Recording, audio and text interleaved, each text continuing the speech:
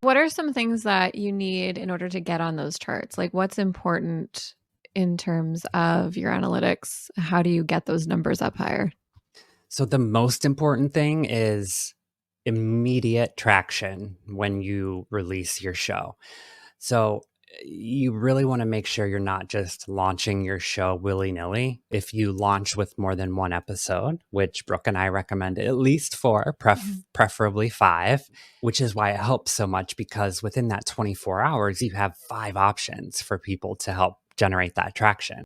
Welcome to Unplugged, the tech podcast for digital entrepreneurs. I am one of your hosts, Brooke, the founder of the Sober Biz Collective. Hey, podcasters. My name's Nate Kelly, best-selling author and founder of Podcast Revolution Studios.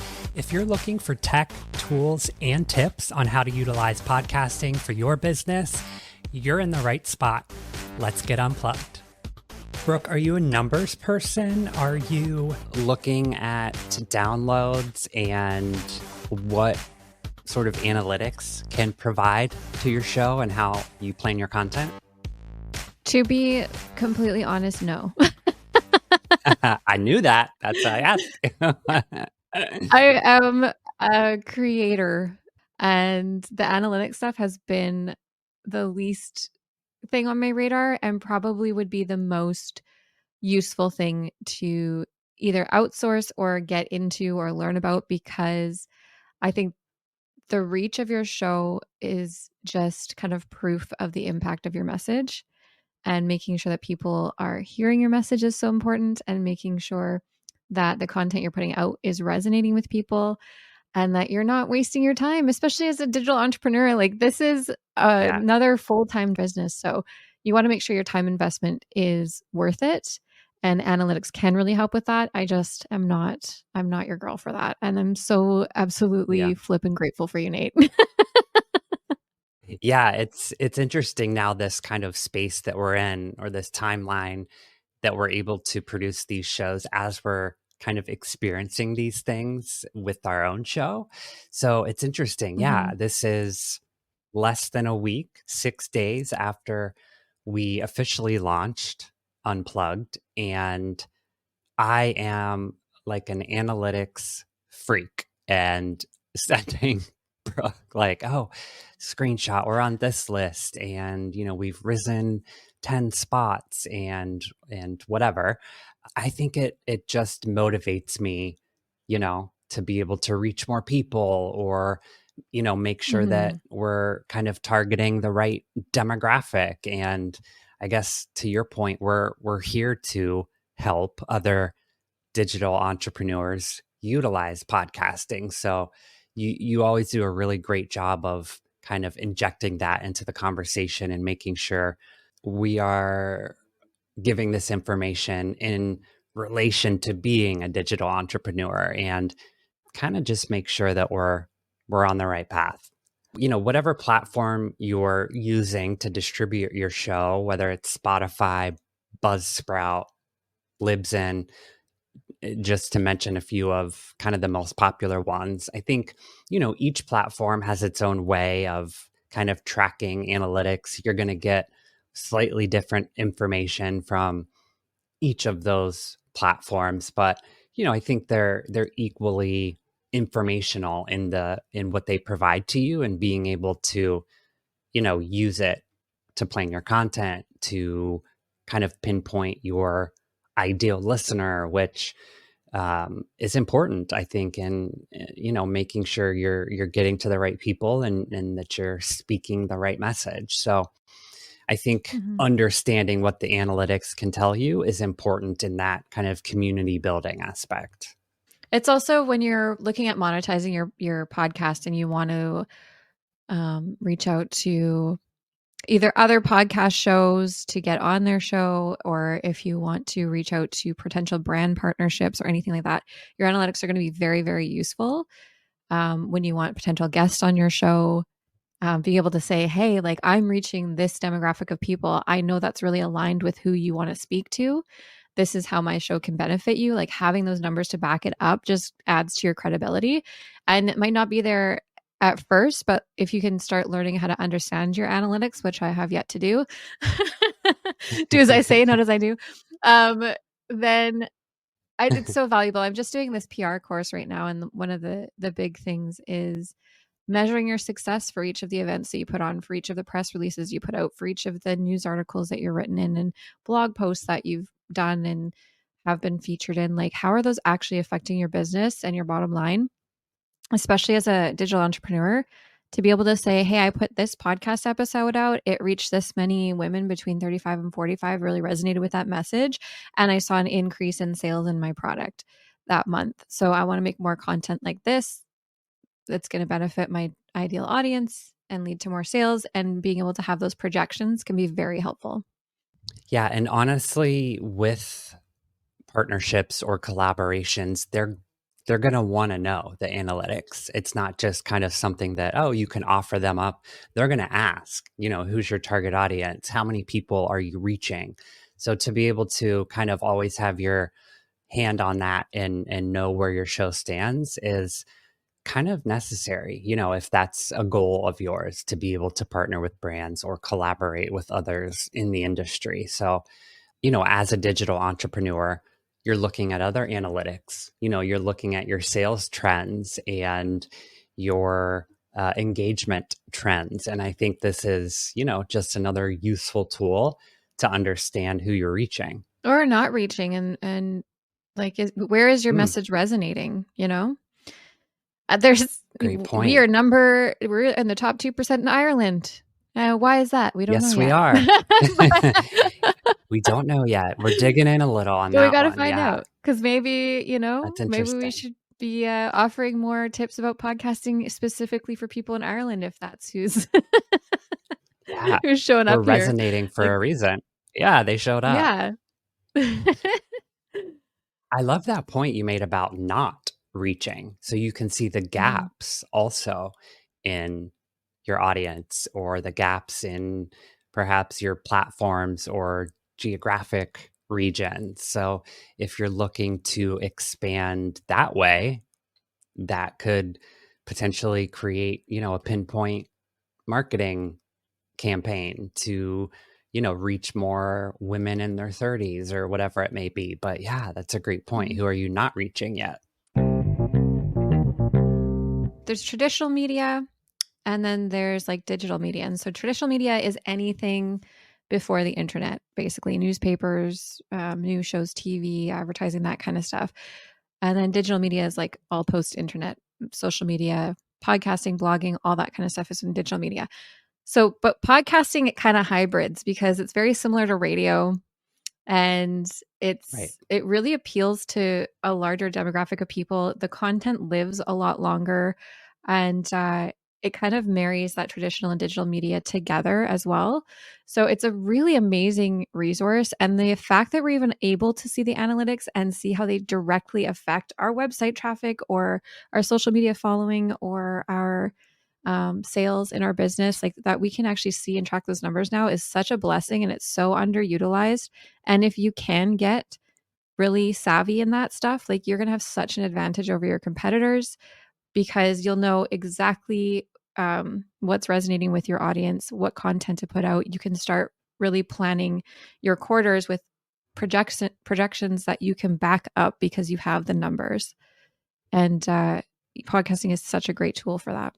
That's so funny. Before podcasting kind of exploded and is everywhere, when I started the Sobriety Diaries, it was kind of a little before that. I mean, it was definitely, increasing in popularity, but like my parents had never heard of podcasting. So I just would describe it as kind of like a radio show, just Yeah. for them to be able to relate and understand like what the hell it was. But I love how you're able to separate those as traditional media versus digital media. It's like BC, back in 1999 BC or BI, before the internet, you know? Before digital media, it was a lot of guesswork. To be able to know if your campaigns were working and everything, like, it was a lot harder to pinpoint why you were seeing an increase in sales, or how somebody found your products or services. And yeah, it's just become so much more easier with digital media. I think, Brooke, you have a unique kind of perspective now, especially with your new position, kind of from a PR or communication standpoint. You may be getting into analytics a little more than you're used to, I think, now Begrudgingly, yes. upcoming. Yeah.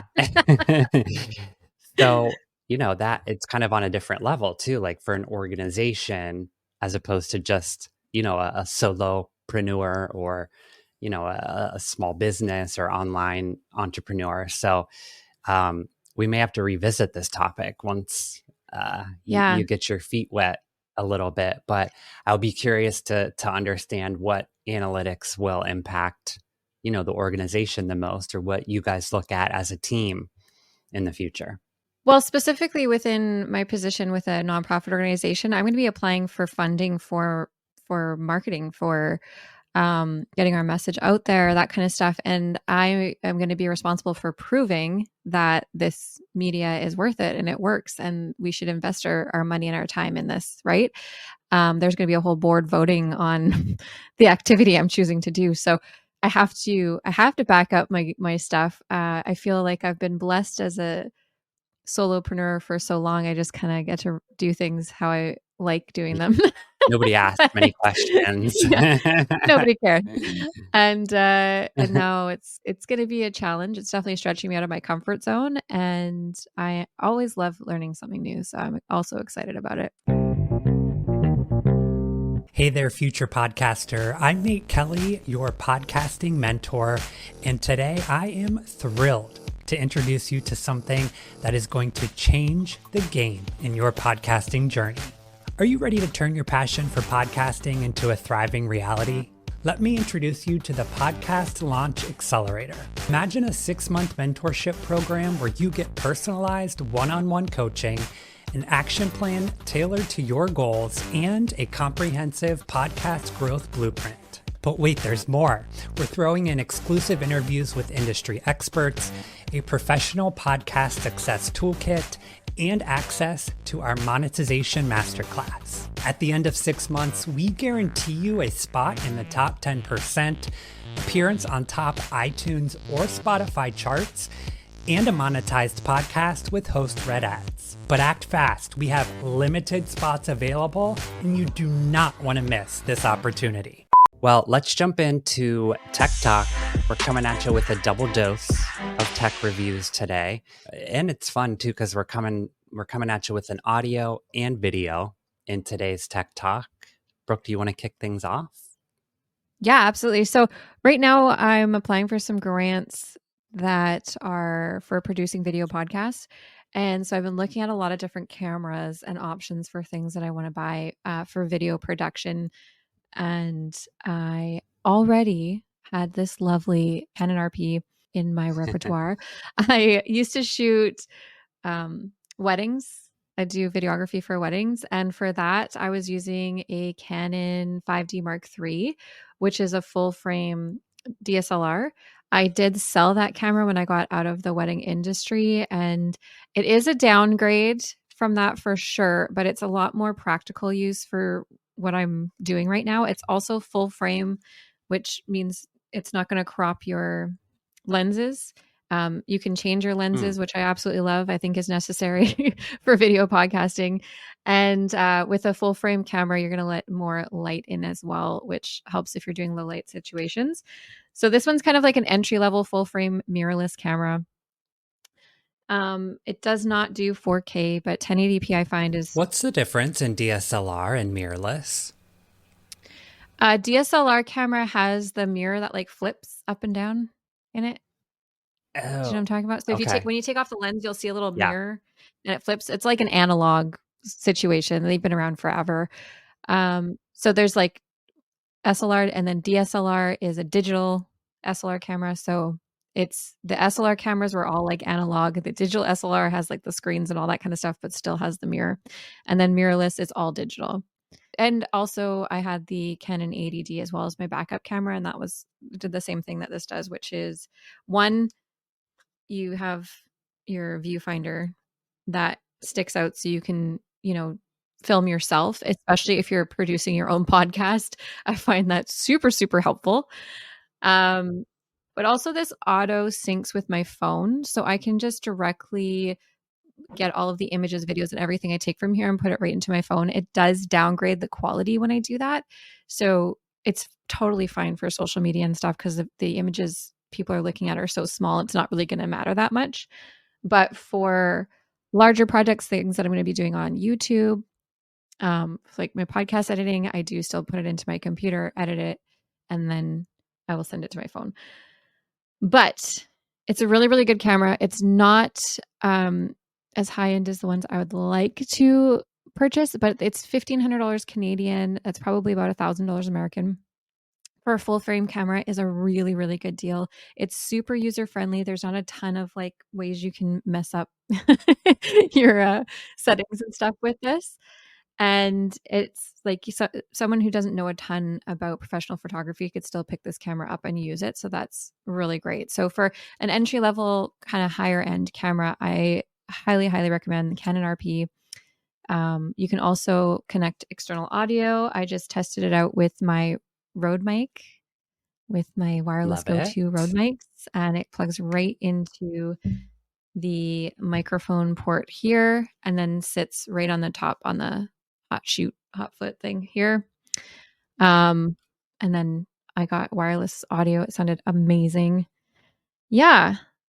So another thing is you can plug this right into the board, the Rode board. So I could be syncing my audio and video up right away. And I don't have to do that in Nice. Yeah. post. And because I'm a lazy editor, that is one of my favorite things. What about battery life, or is there like a dummy battery where you can have?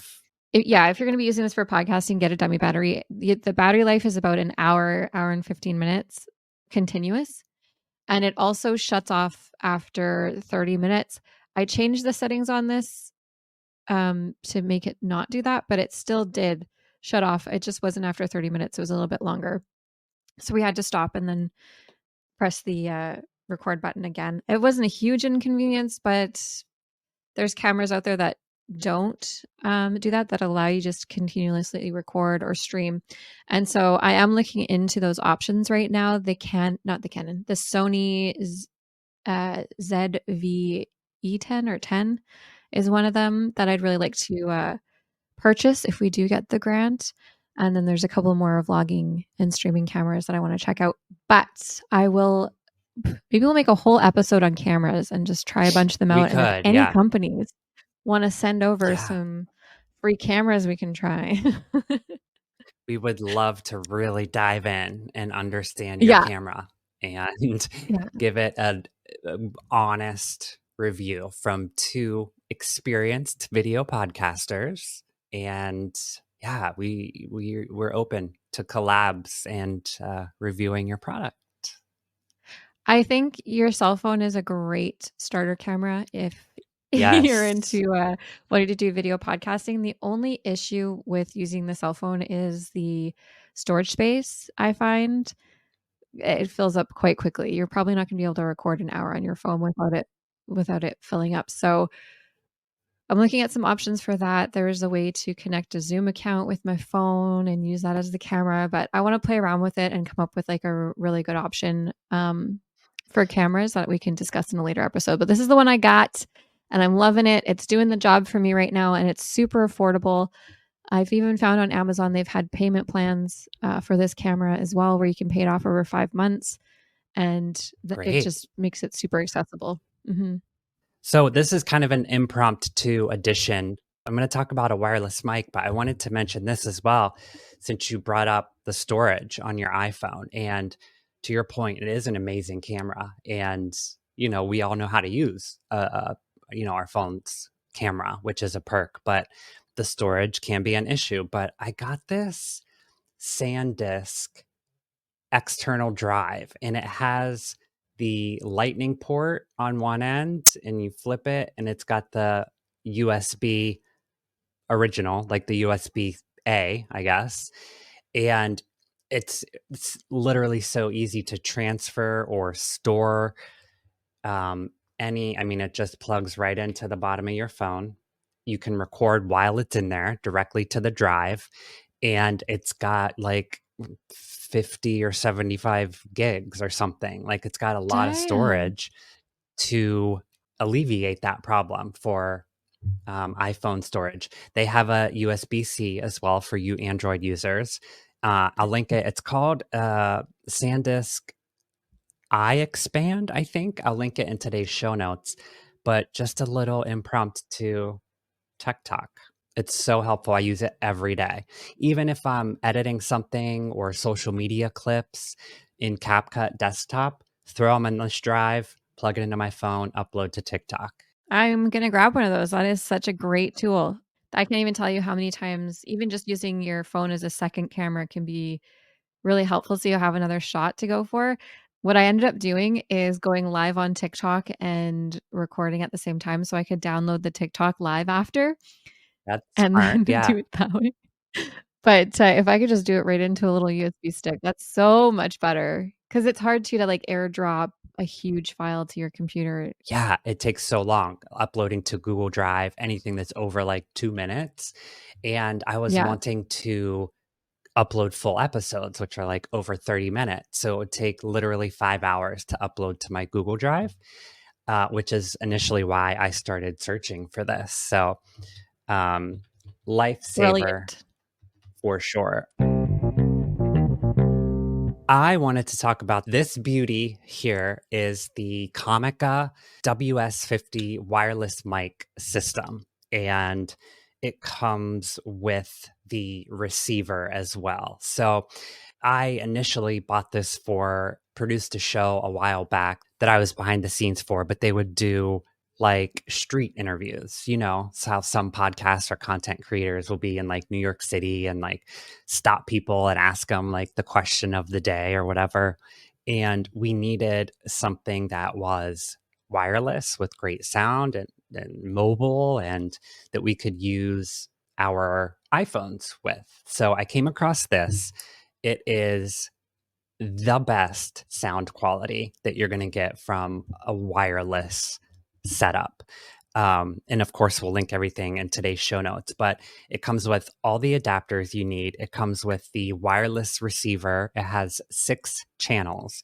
So with the one receiver, you can have up to 6 mics on the same receiver. Wow. It is like almost like a weapon. It's so sturdy and heavy duty. I mean, we dropped it on the sidewalk probably 50 times and, didn't even phase it at all. I think I have the wired interview mic and I have some Comica headphones. So I think it's kind of a lesser known brand, but everything that I have is super high quality and just a workhorse. So if you're looking for something that's maybe a little more budget friendly as far as a brand or, if you specifically need the handheld wireless, I highly recommend this. I would say like 8.5 out of 10. And like I said, it's been through the ringer and still works beautifully. So that's my recommendation for today's Tech Talk. Not necessarily for podcasting, because you definitely want a wired mic that you can connect to your device. But if you're, on the road or doing any field work, the Comica WS50 can't go wrong. Yeah. Well, I mean, one of the things we're talking about with the Nice Girls Club podcast is going into locations to record shows, right? And so what a tool to have. Like, it Yeah, would make it just so highly easy to recommend. walk into any space. Yeah. I love it. Yeah, I didn't even think about that. I think that sort of style of content would be totally cool for the Nice Girls Club. Kind of that Yeah. comedy, that stranger kind of interview, I think would be super funny. Well, one of the reasons I initially got the Rode Go 2 wireless mic was to do that kind of content. They have a stick that you can kind of clip it into Yeah, I saw that. and then a cover for it. But I mean, that's like another $60. This one microphone has been the most expensive purchase because I needed to buy like a $30 cord. as much as you and I both love Rode, they are kind of notorious for all of the add-ons, that you need to Yeah. utilize all of the aspects of their equipment, which kind of sucks. I think they need to make it up to us by sending us some free products to review. Yeah. So, Brooke would be so happy if you need someone to review your handheld stick, we've got the girl for you. We've got the girls for you. okay, where do we find analytics for your podcast show? Because like you've been sending me stuff all week about how Oh. we're going up the charts and I wouldn't even know Yeah. where to look for that stuff. I use an amazing platform called Chartable.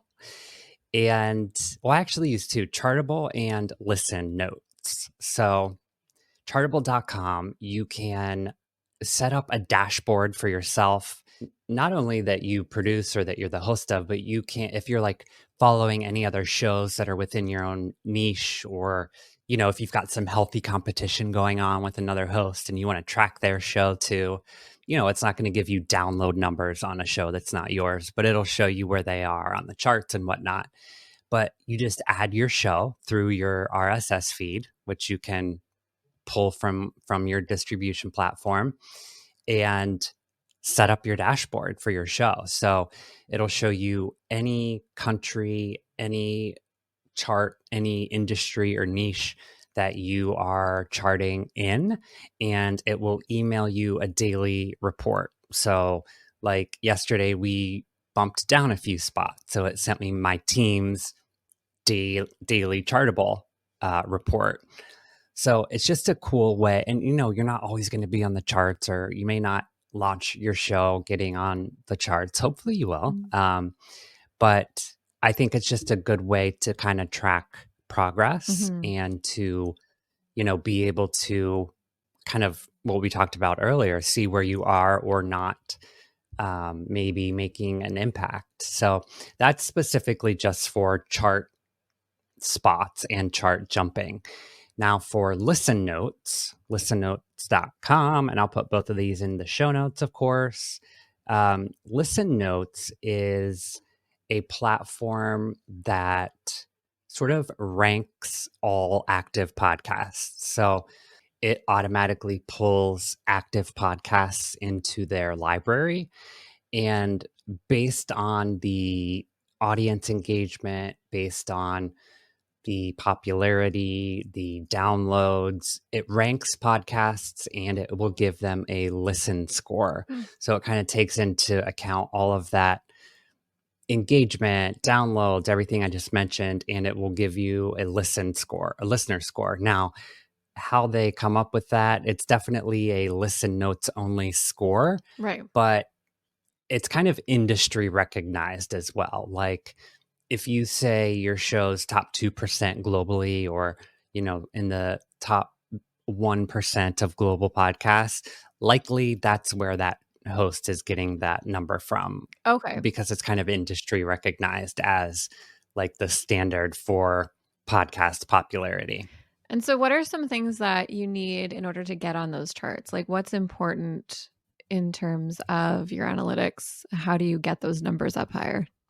So the most important thing is immediate traction when you release your show. So you really want to make sure you're not just launching your show willy-nilly, and that you have a solid plan in place. So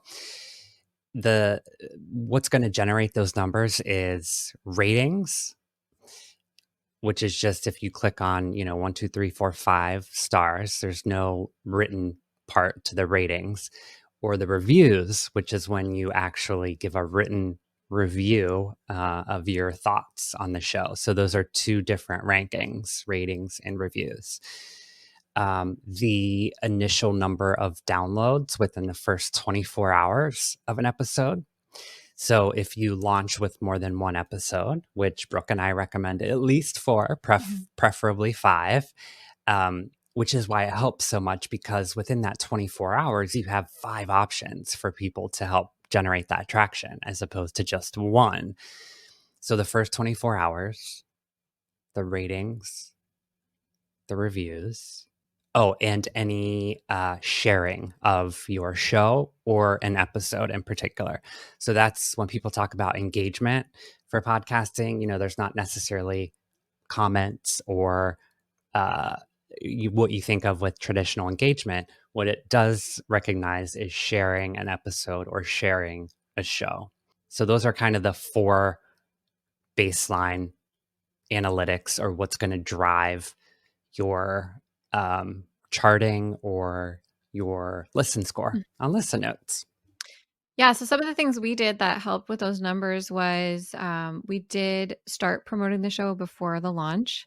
Nate was really great at that. I have a email list of close to 1,000 people, and I made sure we sent the show out that way as well, with all the different options for listening, and kind of picked out our first interview. Nate has an incredible kind of template of things you can send to your friends and family to help support Yeah. your show, which actually might be a cool giveaway.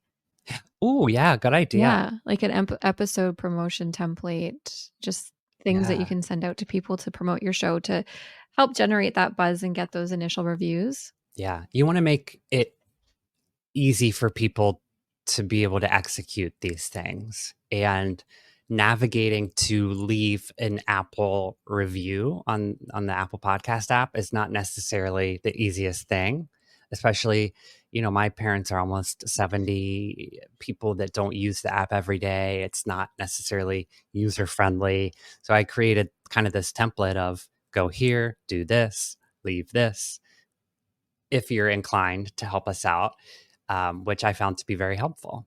Do you want to know something kind of sneaky I did when I launched my very first podcast? I would love to know something sneaky. So I guess it wasn't my first podcast, but it was my first podcast where I cared. Yes. Big difference. So I would go into Apple stores when I was at the mall, and I would subscribe to my podcast from iPhones at Apple stores and leave reviews. I love that. I'm obsessed with that idea. Thanks so much for hanging out today. Make sure you subscribe to us on YouTube for all of our video content at Unplugged Tech Pod. And join us in our Facebook group, facebook.com/group/unplugged podcast. Also, make sure to throw us a 5-star review if you are finding this content valuable for you and your digital business. We accept all forms of reviews: Apple Podcast, Spotify follows, YouTube, telling your grandmother about us. And make sure to share the episode with one person in your life who may find it valuable. And we'll see you next time on Unplugged. I think it's good enough, and we're just going to keep getting better.